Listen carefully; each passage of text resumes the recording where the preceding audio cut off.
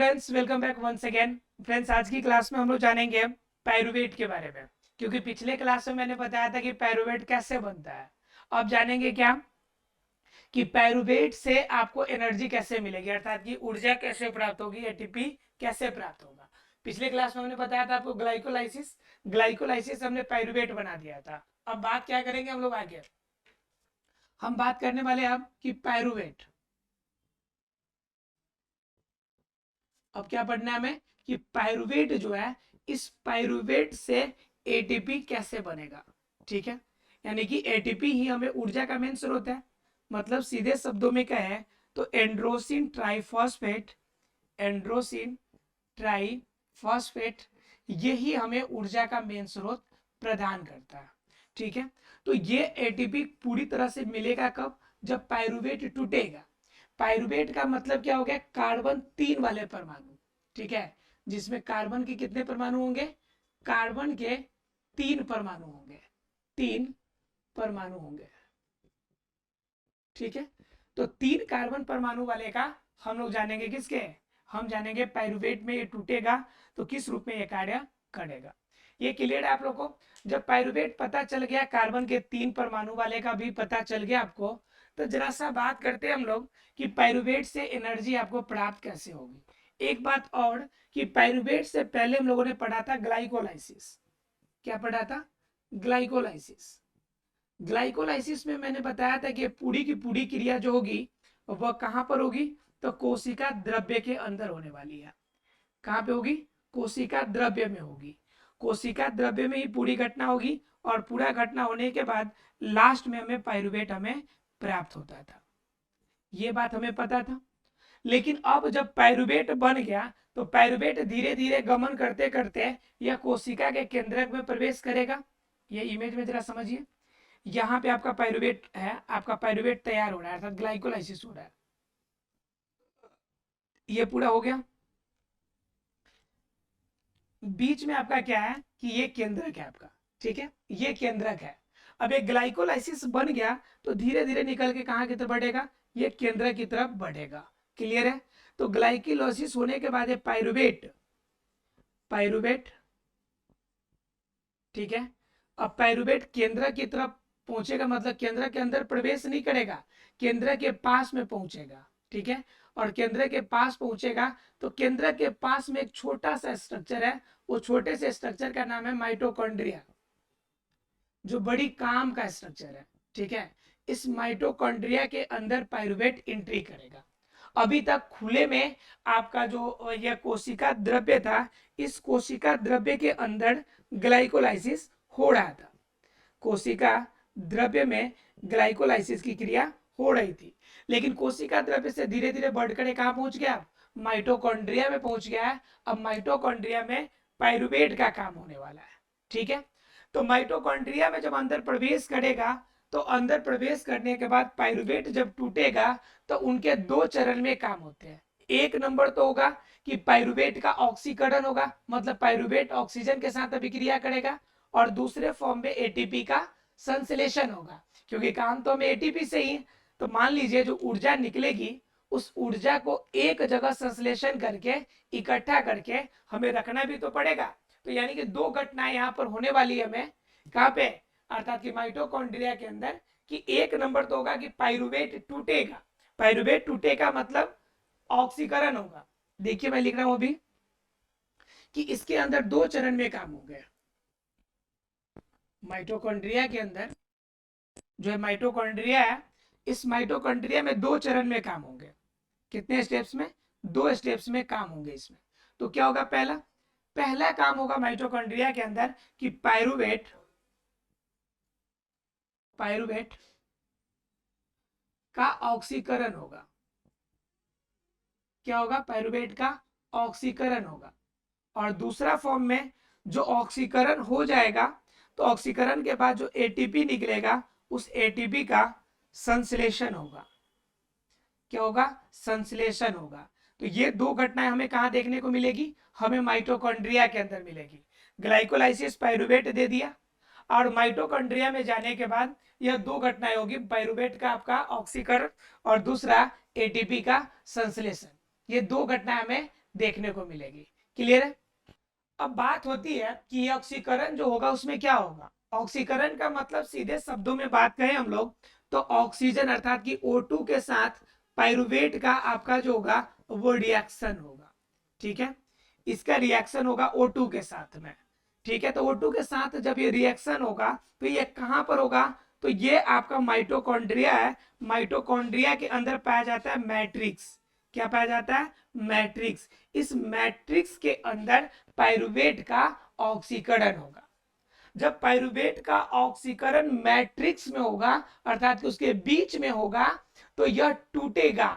जब यह आपका पाइरुवेट ऑक्सीकरण करके टूटेगा, अलग होगा, तो उस कंडीशन में इनके बाद जो आपका एटीपी बनने वाला है वह एटीपी भागेगा, निकलना चाहेगा। ठीक है, तो निकलेगा तो निकलने के लिए कहां जाएगा आप बताइए। जैसे मान लीजिए कि ये हमारा माइटोकॉन्ड्रिया है और यहाँ पे हमारा क्या हो गया, ये मैट्रिक्स के अंदर हमारा ऑक्सीकरण की क्रिया हो रही है। अब बताइए ऑक्सीकरण की क्रिया अगर हो गई तो ये डबल लेयर वाला जो माइटोकॉन्ड्रिया का झिल्ली है ये, ठीक है, अब इसमें से कोई भागना चाहेगा तो भागेगा कैसे? तो भागने के लिए वो सबसे पहले कहां जाएगा, झिल्ली के पास में। भागेगा तो झिल्ली की तरफ ही ना जी, क्योंकि बाहर निकलना उसे। तो झिल्ली की तरफ जैसे जाएगा तो झिल्ली के पास ही इसका एटीपी का संश्लेषण होता है। एटीपी का संश्लेषण कहां पे होगा, माइटोकॉन्ड्रिया के झिल्ली में। माइटोकॉन्ड्रिया के झिल्ली में इसका संश्लेषण होगा। क्लियर है आप लोगों को? दो बातें तो हो गई कि एक तो पाइरुवेट का ऑक्सीकरण होगा और दूसरा एटीपी का संश्लेषण। एटीपी का संश्लेषण मतलब क्या, माइटोकॉन्ड्रिया के झिल्ली में एटीपी जो होगा वह एकत्रित होगा यानी इकट्ठा होगा। दो बातें हो गई क्लियर आप लोग को। और ये दो घटनाएं हमें कहाँ देखने को मिलती है, माइटोकॉन्ड्रिया के अंदर देखने को मिलती है। ये जो दो घटनाएं जब पूरी हो जाती है अर्थात क्या पाइरुवेट टूट गया और एटीपी का संश्लेषण हो गया, इकट्ठा हुआ, इसके बाद शुरू होता है क्रेब्स चक्र। ठीक है, ठीक है, तो इसके बाद शुरू होता है क्या आपका क्रेब्स चक्र। यह जब दोनों क्रिया हो जाएगी, एटीपी का संश्लेषण होगा, तब इसके बाद घटना जो आगे बढ़ेगी उससे हम लोग कहते हैं क्रेब्स चक्र। क्रेब्स चक्र, या दूसरे शब्दों में कहें तो हम कहेंगे ट्राई कार्बोक्सिलिक जो एसिड है उनके साथ का जो रिएक्शन है उस चक्र को हम लोग देखेंगे। आप लोग ट्राई कार्बोक्सिलिक एसिड का जो आपका पूरा साइकिल है उस साइकिल को हम लोग देखने वाले हैं, जिसे शॉर्ट में हम लोग कहते हैं क्रेब्स चक्र। और यह सबसे ज्यादा इंपॉर्टेंट हो जाता है ऊर्जा के उत्पादन में, क्योंकि श्वसन की कंप्लीट क्रिया देख रहे हैं। अभी तक हम लोग पढ़ते थे कि सांस लेना और सांस छोड़ना, इसी को श्वसन कहते हैं। लेकिन श्वसन के अंदर कौन कौन सी घटनाएं होती है इसे हम लोग जानने की कोशिश कर रहे हैं। तो अभी तक हम लोग ग्लाइकोलाइसिस देखा, पाइरुवेट देखा। अब पाइरुवेट के बाद तीसरा केस हम लोग जानेंगे क्रेब्स चक्र के बारे में। किसके बारे में? क्रेब्स चक्र के बारे में। तो वास्तव में क्रेब्स चक्र जो होगा इनके अंदर भी 10 स्टेजेज है। कितने स्टेजेज है? कुल 10 स्टेजेज है। इनके बारे में जरा जानने की कोशिश करते हैं। चलिए बात करेंगे हम लोग किसके बारे में, क्रेब्स चक्र के बारे में। क्रेब्स चक्र के बारे में हम लोग बात करने वाले हैं। तो क्रेब्स चक्र में वास्तव में होता क्या है, यहाँ पे ध्यान रखिए कि हमें जो रॉ मटेरियल है उसके रूप में पाइरुवेट से टूटा हुआ एटीपी हमारे पास अवेलेबल है, इसे एटीपी हमें प्राप्त है। दरअसल अगर वास्तव में बात किया जाए तो यहाँ पे हमें प्राप्त जो होगी, यहाँ पे हमें प्राप्त क्या है, एसिटिल एसिड हमें प्राप्त है। एसिटिल एसिड हमें प्राप्त है। अब इस एसिटिल एसिड जो को एंजाइम है, जो क्या है, को एंजाइम्स है, यह को एंजाइम्स 4 कार्बन परमाणु वाला है। कितना कार्बन परमाणु वाला है? 4 कार्बन परमाणु वाला है। अब इनके साथ हमारी क्रिया की शुरुआत होने वाली है। अर्थात कि क्रेब्स चक्र की अगर बात कीजिएगा तो इसकी शुरुआत सबसे पहले हेनले क्रेब्स ने की थी। किसने की थी? हेनले क्रेब्स ने की थी। आपको पता होना चाहिए कि हेनले क्रेब्स ने इस क्रेब्स चक्र को खोज करने के कारण इन्हें नोबेल प्राइज भी दिया गया है। नोबेल प्राइज भी इनको दिया गया है। समझ सकते हैं आप लोग कि क्रेब्स चक्र हेनले क्रेब्स ने खोज किया और इनके बेस पर इन्हें क्या प्राप्त हुआ, नोबेल प्राइज प्राप्त हुआ। अब जरा देखिए कि क्रेब्स चक्र में उन्होंने जाना क्या। इन्होंने कहा कि जो एसिटिल एसिड जो को एंजाइम ए है, को एंजाइम ए है, ये क्या है, 4 कार्बन परमाणु वाले हैं। कितने कार्बन परमाणु वाले हैं, 4 कार्बन परमाणु वाले हैं। तो ये कह रहा है कि जो पहला स्टेज इसका होगा, यह जो को एंजाइम 4 कार्बन परमाणु वाले हैं, यह जल के साथ अभिक्रिया करेगा। किसके साथ, जल के अणु के साथ अभिक्रिया करेगा। और जल के अणु के साथ अभिक्रिया करके ये 6 कार्बन परमाणु वाला में तब्दील हो जाएगा। कितने कार्बन परमाणु वाले में होगा, 6 कार्बन परमाणु यहां पर बन के तैयार होगा, जिसे हम लोग क्या कहेंगे, जिसे सीट्रेट, जिसे हम लोग कहेंगे सीट्रेट को एंजाइम कहेंगे। सीट्रेट को एंजाइम्स, सीट्रेट प्लस में को एंजाइम्स हमें प्राप्त होगा। कितने कार्बन परमाणु वाले, 6 कार्बन परमाणु वाले। शुरू में कितना था, 4 कार्बन परमाणु वाले। अभिक्रिया किससे किया है, तो जल के अणु से। किससे, जल के अणु से। यह किसका स्टेज पढ़ रहे हैं हम लोग, तो क्रेब्स चक्र का स्टेज पढ़ रहा है। यह कौन सा स्टेज है, तो फर्स्ट स्टेज है। क्लियर है आप लोग को। क्रेब्स चक्र के फर्स्ट स्टेज में एसिटिल एसिड जो है, इसके कोएंजाइम जो 4 कार्बन परमाणु वाले हैं, यह जल के अणु के साथ रिएक्शन करेंगे। 6 कार्बन परमाणु वाले सीट्रेट आपका कोएंजाइम बन के तैयार हो जाएगा। यह पहली घटना है। अगर बात करेंगे हम दूसरी घटना की, यानी कि घटना नंबर सेकेंड की, कि क्रेब्स चक्र के अंदर सेकेंड घटना होती क्या है। देखिए तो दूसरी घटना क्या होगा, दूसरी घटना होता है डिहाइड्रेशन की घटना। डिहाइड्रेशन की घटना। और डिहाइड्रेशन पता है आप लोग को, डिहाइड्रेशन का मतलब होता है निर्जलीकरण। क्या मतलब होता है, निर्जलीकरण। और निर्जलीकरण का मतलब क्या, कि कार्बन परमाणु में से क्या होगा, जल बाहर निकलेगा। तो जल बाहर निकलने का मतलब हमें प्राप्त क्या हुआ है, सीट्रेट प्राप्त हुआ है। हमें क्या प्राप्त है, सीट्रेट प्राप्त है। और सीट्रेट जब हमें प्राप्त है, तो सीट्रेट में आपका क्या होगा, एकोनाइटेज, एको एकोनाइटेज, ये एक एंजाइम का नाम है। एकोनाइटेज एंजाइम सीटेट पे काम करेगा।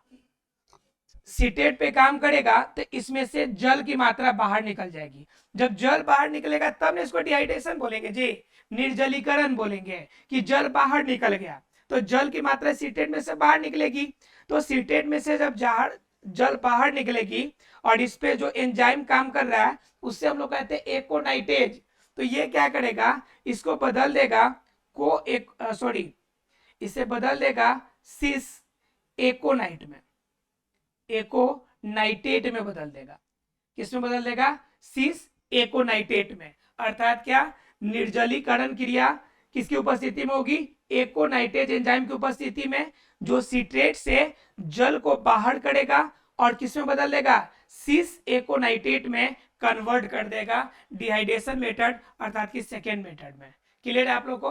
पहला क्या करेगा, एसिटिल एसिड पे कोई एंजाइम काम करता है, 4 कार्बन परमाणु वाले, जल के अणु के साथ रिएक्शन करके 6 कार्बन में बदले हैं। अब क्या हो गया कि ये सीट्रेट एकोनाइटेज के उपस्थिति में रिएक्शन करेगा और सिस एकोनाइटेट बना लेगा। ये कितने स्टेज थे, ये स्टेज नंबर सेकेंड था। बात करते हैं थर्ड स्टेज की। ठीक है, तो इसमें क्या हो गया कि सिस एकोनाइटेट था। अब क्या हो गया कि दूसरा इसमें से जल निकल गया है, तो तीसरा मेथड क्या होगा, फिर जल लाना है, तो रिहाइड्रेशन होगा। रिहाइड्रेशन होगा, डिहाइड्रेशन का मतलब क्या, जलयोजन, फिर से जल देंगे हम लोग। तो आपका क्या हो गया, सिस सिस एकोनाइटेट, एकोनाइटेट। इसमें क्या कर देंगे हम लोग, जल के अणु के साथ मिला देंगे, यानी जल के अणु इसमें लाएंगे बाहर से। तो ये किस में कन्वर्ट हो जाएगा, तो ये कन्वर्ट होगा आपका 4 की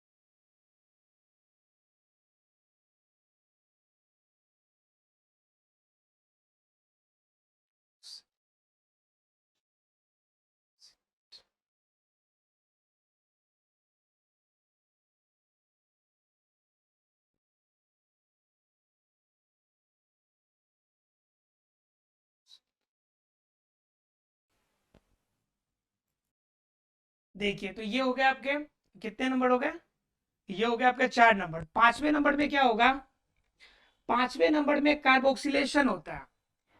5वें नंबर में क्या होगा, कार्बोक्सिलेशन होगा। तो कार्बोक्सिलेशन का मतलब क्या हो गया, कार्बोक्सिलिक एसिड जो होगा वह जुड़ने की बात है। तो उसमें बाहर क्या निकलेगा, तो उसमें CO2 बाहर निकलेगा। क्या निकलेगा, 5वां नंबर जो स्टेज है उससे हम लोग कहते हैं कार्बोक्सिलेशन। कार्बोक्सिलेशन, तो कार्बोक्सिलेशन में क्या निकलेगा, इसमें जो बाहर निकलेगा वह निकलेगा कार्बन डाइऑक्साइड। CO2 बाहर आएगा, CO2 बाहर आएगा, तो ये होगा कार्बोक्सिलेशन। छठा स्टेज पे क्या होगा, एटीपी जो होगा यह कन्वर्ट होगा एटीपी के फॉर्म में। किसके फॉर्म में जाएगा, एटीपी के फॉर्म में। 7वें स्टेज में क्या होगा, कि 7वें स्टेज में आपका फिर से क्या करेगा, रिहाइड्रेशन होगा। क्या होगा, रिहाइड्रेशन होगा। और लास्ट में आपका डिहाइड्रेशन करके आपका फाइनल के रूप में एनर्जी के रूप में ऊर्जा आपकी प्राप्त होगी, यानी एटीपी प्राप्त होगी।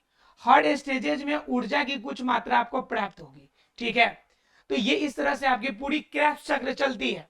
लेकिन बात ये आती है कि क्रेब्स चक्र में पूरी फायदा क्या होता है, पूरी स्टेप में क्या क्या फायदे होते हैं, और एक बार जब क्रेब्स चक्र होगी तो एक अणु के अंदर ऊर्जा की कितने अणु हमें प्राप्त होते हैं। एक बार ऊर्जा की अणु एक क्रेब्स चक्र में पूरी कितना ऊर्जा हमें रिलीज होती है या कितना ऊर्जा हमें प्राप्त होती है, इनको जरा समझिए आप। देखिए इसमें क्या होगा, इसमें टोटल कितने एनर्जी बनते हैं क्रेब्स चक्र में, वो देखिए। क्रेब्स चक्र में जब डिहाइड्रेशन होता है, डिहाइड्रेशन होता है तब हाइड्रोजन आयन बाहर निकलते हैं। क्या निकलते हैं, हाइड्रोजन आयन बाहर निकलते हैं। तो हाइड्रोजन आयन जो निकलेंगे, ठीक है, इसमें हाइड्रोजन आयन निकलते हैं। तो हाइड्रोजन आयन जब निकलेंगे एक बार में, तो हाइड्रोजन आयन के एक बार में निकलते हैं, तो हाइड्रोजन आयन एक समय में 3 हाइड्रोजन आयन निकलते हैं। कितने निकलते हैं, 3 हाइड्रोजन आयन निकलते हैं। तो 3 हाइड्रोजन आयन का मतलब हो गया कि 3 ATP बनेंगे। कितने एटीपी बनेंगे, 3 ATP बनेंगे। और यहाँ पे जब 3 हाइड्रोजन आयन बनेंगे तो यह घटना 3 बार होगी। तो पहले वाले में भी 3 मिलेगी, और दूसरे वाले हाइड्रोजन में भी 3 फिर एटीपी बनेंगे, और लास्ट वाले में भी 3 ATP बनेंगे। तो कुल एटीपी कितने बनेंगे, तो 9 ATP यहाँ पे बन के तैयार होगा। लेकिन अगले स्टेज में जब जाएगा, जब कार्बोक्सिलेशन होगा, जब कार्बोक्सिलेशन होगा 5वें नंबर में, जिस समय CO2 बाहर होगा, तो इस समय कुल कितने ओटीपी बनते हैं, एटीपी, तो 2 ATP बन के तैयार होते हैं। यानी कार्बोक्सिलेशन के समय, कार्बोक्सिलेशन के समय, कार्बोक्सिलेशन के समय कुल कितने ओटीपी बने, एटीपी बनेंगे, तो 2 ATP बनते हैं। तो 2 ATP कार्बोक्सिलेशन में बनेगा, तो बताइए 9 ATP यहाँ मिले और 2 ATP यहाँ मिले, तो 9 ATP आप प्लस में 2 ATP कितने हो जाएंगे, कुल 11 ATP हो गया।